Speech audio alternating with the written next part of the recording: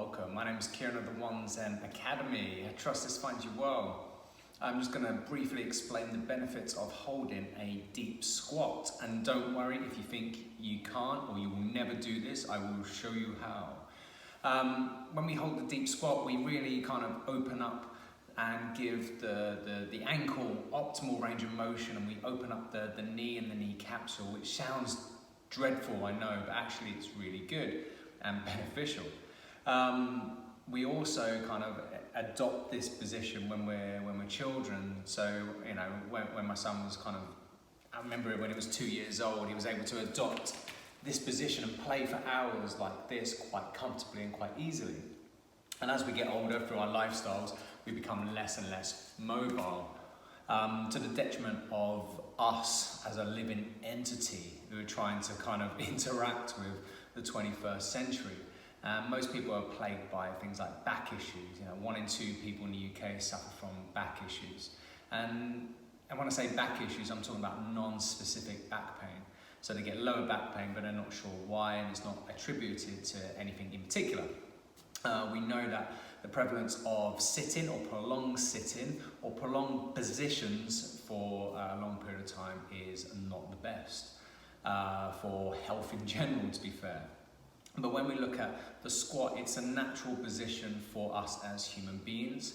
It's something that we need to get back to in order to integrate optimal joint health and soft tissue health, making sure there's some decent length going through those soft tissues, but also getting comfortable in this position. I can stay here for quite a long time now. This wasn't always so, I had to train myself this way. But now when I get into this position, I can just kind of sit there. I can rest in this position pretty much anywhere I want without thinking of sitting or lying down.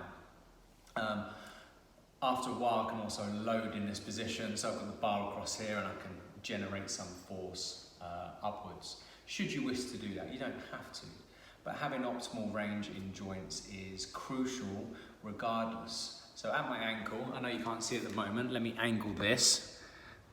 So at my ankle, to get into this position, I've got a nice amount of what we call dorsiflexion in the ankle. If I limit dorsiflexion and I go back like that, I want to topple over. What happens is, if I was trying to bend down and pick something up, if my knees can't go forward and they get locked, then I have to borrow movement from my knee. My knee has to borrow movement from my hip, so it looks more like this. Okay? Instead of allowing that to travel forward, which allows this to come down and to the floor. So that's the movement it should be. But what tends to happen for most people, oh, I'm stuck. I'll bend at the hips and all hell breaks loose. So whenever we have restriction of movement, we borrow. Normally, in case of the foot, we borrow from above. Now imagine, the risk of getting too technical, your foot has 33 joints within it. If one of those joints gets stuck, it has to borrow movement. And you'll find that this creates a chain reaction all the way up the body and manifests itself somewhere. So we know that people who suffer from lower back pain, okay, it's reasonable to assume and probably look at the ankle.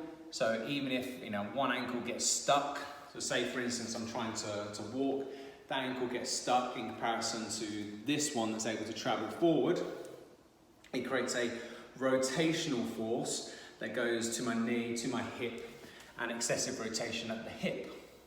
So my point is, when you're in this position, we can get optimal range of motion in both joints, in both knees, to make sure everything's fairly equal and to minimize the excessive rotational forces. Now bear in mind, rotational force is crucial for movement. Okay, so remember we're working 3 planes of movement, 3D, 3-dimensional.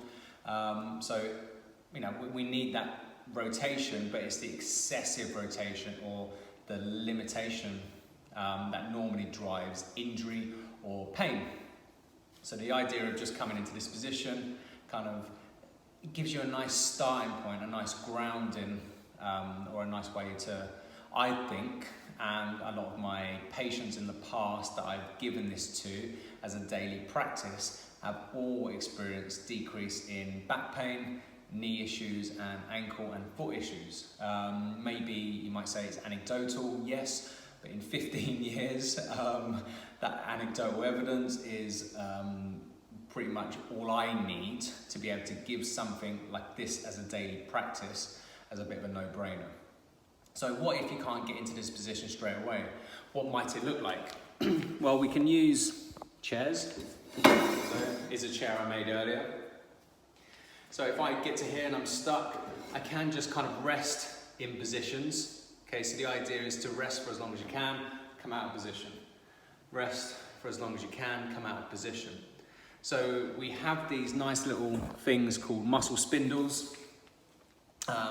And muscle spindles are in the muscles, funny enough, and they recognize a length tension relationship. So they may restrict, they may think, oh, we can't go there.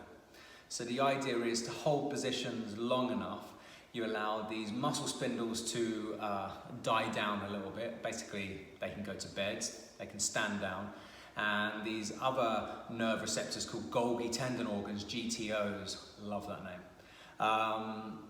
It allows these to then recognize and respond with a relaxation response. I'm oversimplifying this, but just to kind of the general gist, if I hold it long enough, it creates a tension, the muscle spindles die down, and it allows soft tissues to release at the mercy of your nervous system. So this becomes harder the more tightly wound up you are, so the more relaxed state you are in through your breathing, the easier this becomes. Now, failing the chair, you can get something to put under your heels. So imagine I put something under my heels. This allows me to kind of come down into this position. Don't worry about your knees are fine. Most of your load is behind that position. If I was here, well, then that's different. And it's the same in a normal loaded squat. A lot of people are scared about knees coming over toes. I wouldn't be. I would be more worried about where that bar on your back travels. As long as it's behind the main knee joint, you're generally fine, along with making sure that your foot is flat on the floor. By putting it on a heel, you're still creating that solid surface, but you're lessening the range of motion in your ankle, which you might not have. So it doesn't have to borrow movement from the knee, and which doesn't have to borrow movement from the hip. So most people then can get nice and low. Okay. After weeks, probably months for some, okay, you'll be able to get your foot flat and in this position. And here's what it looks like. Okay, so the idea is, don't necessarily worry too much about being rounded. You're not loading through the spine. Your spine's okay. But after a while, you will be able to straighten up a bit and get into these nice lines just here. Once you can get into that position, okay, you can mobilize quite easily. So I like to kind of do some of this hip opening movement, okay, which feels quite nice in your adductors. I like to kind of sway from side to side, which really kind of mobilizes the ankle. There's nothing excessive about it. I'm in full control, maybe little circles. Again, you're in full control over all of this. You're not doing anything excessively. You're not doing anything that you can't go to or come back from. Okay, and then kind of you get some sweeping movements up, and then maybe some reaching, some sweeping movements up, maybe some reaching. Bring your arms across as if you're about to do a snatch. It's in that position there. Arms behind, that, and so on. So the list is endless, but you're really trying to open up through everything out and give joint space, which gives it the freedom to move. I hope this makes sense. All I'm saying is squat more, do it as a daily practice. Stay tuned for more daily practices, especially